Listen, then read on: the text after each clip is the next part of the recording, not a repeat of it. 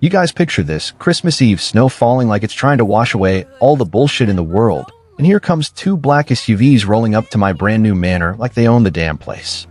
A locksmith is already pulling tools out of his van, ready to crack my gate open like it's a cheap beer can. And leading the charge, none other than Karen Whitaker, the self-appointed queen of the Glen Haven HOA, all 240 pounds of fake pearls, power blazer in screaming magenta, and a scowl that could curdle eggnog.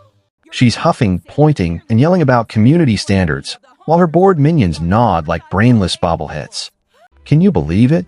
I bought this $1.2 million stone fortress in the quietest corner of Glen Haven, Virginia, for one reason only: to finally disappear from the people who spent 35 years forgetting I existed. My name is Claire Lopez. Works for massive corporations, telling them exactly which corners they can cut before the whole building collapses. Turns out I've been practicing that cold math on my own life since I was 7. Back in my old neighborhood across town, the HOA treated me like background noise. I paid every ridiculous fee on time, $400 a year for aesthetic harmony, yet every single complaint I filed about flooded basements or broken streetlights got lost in the system. Karen Whitaker, the chairwoman, would smile that tight little smile at the annual meetings, pat my shoulder like I was a confused puppy, and say, "Oh honey, we'll look into it right after we vote on the new holiday light guidelines." Translation: your problems don't exist because you're not loud enough, not connected enough, not useful enough. So last year, I did what any self-respecting statistician would do. I ran the numbers on my own misery and decided the probability of them ever changing was exactly 0. I ghosted my old life. Box, scrubbed socials, burner accounts. Then I found this 1920s manor on 4 acres, thick stone walls, iron gates that groan like they're personally offended when you open them. I bought it through a Delaware LLC called Nemesis Holdings. Cash. Back to Claire Lopez. 3 days ago, I moved in. A freezer full of steaks, a library of books I've been meaning to read for years, and the kind of silence that feels like armor. I stood on the back terrace yesterday, watching the snow fall, thinking, finally, Christmas, that belongs to me. Passive-aggressive texts asking why I'm always working, no empty chair at a table I was never invited to fill. Then the engines growled up the private drive. I watched from the front window, heart doing that slow, dangerous thud it gets right before I decide to burn a bad client. Karen climbed out first, magenta blazer flapping open over a too-tight cream blouse, fake diamond HOA pin glinting like a sheriff's badge on steroids. Behind her waddled her son Todd, 32, still living in her basement, eyes glued to his phone, probably calculating how many crypto rigs he could stuff into my basement because the HOA needs a new server room for community security cameras. Yeah, right. Karen marched straight to my gate like she owned the deed. Open up, miss. This is an official HOA wellness check. We have reports you're living unsafely. I didn't move. On my phone hidden in my coat pocket. She turned to the locksmith, some poor guy named Miller in a blue jumpsuit who looked like he already regretted every life choice that led him here. She's been ignoring our violation notices for weeks.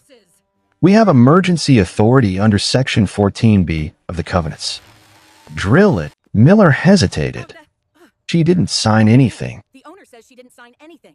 Karen cut him off with that signature theatrical gasp, hand flying to her chest like she was auditioning for soap opera. She's having one of her episodes. Poor thing lives all alone in this mausoleum. We're just here to help. I stepped into view behind a bars, voice calm as ice. This is private property. Leave. Karen's eyes narrowed into slits. We have a signed easement agreement, sweetheart. Dated last week. Allows HOA access to the lower level for essential maintenance. Todd needs to set up the new community monitoring equipment down there. High amperage power, perfect stone walls, it's ideal. She slapped a folded paper against the gate. I recognized the forged signature instantly, the same loop on the C, the same sharp L I use on my old HOA forms. My blood turned to liquid nitrogen. They weren't here for Christmas cheer. They were here for a hostile takeover disguised as neighborly concern. And the game they'd been playing for years, forgetting Claire existed until they needed something, had just followed me to my fortress. But this time I was ready. You ever watch someone's mask slip in real time? It's beautiful. Karen's face went from concerned Christian mom to pure entitlement in 0.3 seconds when I didn't immediately open the gate and offer her a latte. Claire, honey, she cooed through the bars, voice dripping saccharine. We're family here in Glen Haven. The HOA is your family. You can't just buy the biggest house on the block and hide from us. It's unsightly. Unsightly. A buzzword. Same one they used when I painted my old mailbox matte black instead of approved heritage beige. I kept my voice low, the way you talk right before you drop the hammer. That document is a forgery. I never signed an easement. My property before I call the sheriff. Todd snorted from behind his phone. Mom, the voltage here is industrial. Three-fifths. Rigs easy. Investors are breathing down my neck. Karen shot him a look that said, shut up, genius, then turned back to me with fresh crocodile tears. See? This is exactly why we're worried. She's paranoid. Miller, just open the gate so we can do a wellness check. It's Christmas, for heaven's sake. The locksmith looked between us, the calm woman behind iron bars versus the overdramatic HOA circus in designer knockoffs, and made the worst decision of his afternoon. He picked up the drill. I didn't scream. I simply stepped back into the shadows of the foyer, let the heavy oak door click shut, and dialed the one number I'd memorized for this exact moment. Grant Holloway, the most ruthless property attorney in the tri-state area. While the drill screamed outside, I walked through my empty manor like a general surveying the battlefield. The grandfather clock ticked 4:17 p.m. Snow swirled past the tall windows. I poured myself a glass of water, leaned against the granite island, and smiled for the first time all day. They thought I was still the quiet girl who paid dues and disappeared. They had no idea I'd spent 11 months turning myself into a ghost with a paper trail sharper than their forged lease. By the time the sheriff's cruiser rolled up, I was already outside again, coat buttoned, expression neutral. Karen had her arm around Miller like they were old pals. Todd was unloading server racks onto the easement like it was a loading dock. Officer Tate, young, tired, probably counting the hours till his shift ended, listened to Karen's Oscar-worthy performance first. Officer, she stopped answering our emails. She's isolating. Under the covenants. Then he turned to me. I handed him my phone, my signature, and a tempting unauthorized entry. Here's the real deed showing the property is held in a blind trust. And here's the notice I posted yesterday revoking any prior HOA access. Karen's laugh was pure theater. She's clearly unstable. Look at her, living alone in this giant house. It's not normal. Officer Tate rubbed his temples. Ma'am, signed lease or not, this looks like a civil matter. Take it to court. Karen's smile returned, slow and victorious. Told you, Claire. We'll just wait right here until the gates open. Todd, start moving the first rack. I didn't argue. Inside and locked the door. Because while they were busy playing HOA heroes, I had spent the last 3 days doing what I do best. Assessing vulnerabilities. I'd called every neighbor who ever quietly hated Karen's micro-tyranny. I'd hired Dave the electrician to install hidden night vision cameras. I'd invited the local historical society, a reporter from the Glen Haven Gazette, and the original locksmith Miller, who was now having second thoughts, to a very special Christmas Eve gathering. They thought they were invading my home. They were walking into a trap I'd built with the same cold precision I used to dismantle billion-dollar corporations. Outside, the drill started up again. Inside, I opened a $300 Cabernet, lit the fireplace in the library, and waited for nightfall. The house was breathing with me now.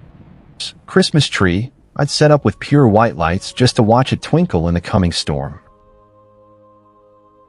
Merry Christmas, Karen. Welcome to the open house. Night came fast, the kind of winter dark that makes every sound feel like it's right behind you. By 10:15 p.m., my parlor looked like the world's most polite stakeout. Arthur Abernathy from the Historical Society swirled Merlot and muttered about desecration of 1920s architecture. Andrea Mott, the Gazette reporter, had her laptop dimmed to glow faintly while she typed notes. Officer Tate, off-duty but very interested after I showed him the forgery, stood in the hallway, shadows like a coiled spring. Even Miller, the locksmith, sat on an ottoman, hands twisting, ready to confess on record. I checked the security feeds. As a decoy had already been cut. A rental truck was rolling up the drive, headlights off. They were coming back. My phone buzzed.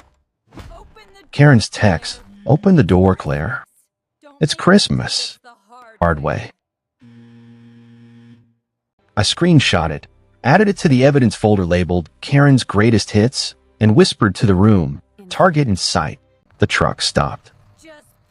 Karen's voice carried on the wind.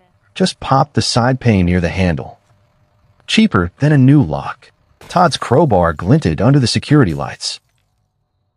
I stood in the center of the foyer, hands clasped, heart steady.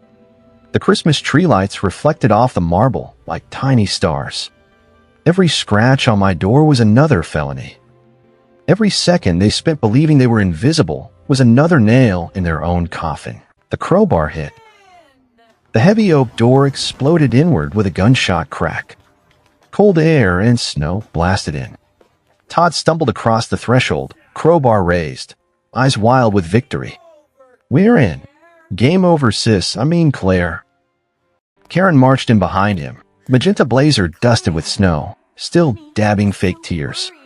Claire, honey, we were so worried. Then they saw the room wasn't empty. Arthur Abernathy stepped forward, wine glass in hand, looking at Todd like he was dog waste on a Persian rug. Andrea lifted her phone, recording. Miller stood up, shame and rage on his face. Officer Tate stepped into the light, badge catching the tree glow, hand resting on his belt. Silence dropped like an anvil. Todd's crowbar slowly lowered. Karen's mouth opened, closed, opened again. I stepped into the chandelier light, voice quiet but carrying like a judge's gavel. You didn't come to check on me. Karen tried the mask again. We thought you were unconscious. I held up my phone. Streaming his victory played on speaker. We're taking back what belongs to the HOA family. Grant Holloway walked in from the library, thick file folder in hand like a loaded weapon. Mr. Hey, Mrs. Whitaker, that power of attorney document you're waving. Cute. But this property was transferred 3 weeks ago to the Glen Haven Preservation Trust. Claire is merely the resident trustee. You just broke into corporate headquarters. Karen's face went the color of old oatmeal. I read from the cream cardstock I prepared. Graham Whitaker, Karen Whitaker, and Todd Whitaker, you are hereby permanently banned from 440 Blackwood Lane. Any further entry is criminal trespass. The paper fluttered to the floor at Karen's feet. Miller cleared his throat. They told me she was suicidal. It was a lie. Asked security. Officer Tate's cuffs clicked. Attempted burglary. Destruction of property. Felony vandalism with a weapon. Todd started crying, glee, heaving sobs, begging me to tell them it's a misunderstanding. Karen's mascara ran in black rivers. I looked at the woman who had spent years making me invisible, fining me for breathing too loudly, and now trying to steal my peace with a forged piece of paper and a crowbar. I pressed play on the hidden audio from yesterday at the gate. Karen's voice crystal clear. Once we're inside, she can't kick us out. We'll own the place, 24/7, and nobody will know. The room went dead quiet. Karen looked at her son. The unit fractured right there on my ruined rug. Red and blue lights painted the walls as backup cruisers arrived. I turned my back on them while they were cuffed and walked to the Christmas tree. The white lights still twinkled, innocent and perfect. For the first time in 35 years, I wasn't the one forgotten on December 25th. They were. The cuffs kept clicking like the world's most satisfying metronome. Todd went first, blubbering about investors and community servers, while the deputy half his age guided him out like a misbehaving toddler. Karen tried one last performance, clutching her chest, sobbing about family and Christmas miracles, but the tears were real this time. Ugly. Empire of petty rules and forged signatures finally collapses. Officer Tate read her rights with the flat boredom of a man who'd seen too many Karens. You sent the emails to the Gazette trying to paint Claire as unstable. That's premeditated fraud, ma'am. Andrea Mott stepped forward, phone still recording. Actually, Mrs. 3 days ago. Thought you were clever, huh? Karen's mouth opened, but nothing came out. The mask was gone. Middle-aged bully who'd finally met someone who wouldn't flinch. I didn't watch them get loaded into the cruisers. I stood in the foyer, snow blowing across the marble, shattered door frame letting in the cold, and I felt nothing but clean. The same clean you feel when you finally close a toxic client file and delete every email. The house felt lighter already. My guests stayed. Andrea closed her notebook with a satisfied snap. Miller apologized profusely and promised to testify. Officer Tate said he'd sit at the end of the drive all night, just in case. I turned on soft jazz, stone pillars, chasing away the memory of the drill and the crowbar. I raised my glass to the room full of strangers who had become my people. Merry Christmas, I said. End it.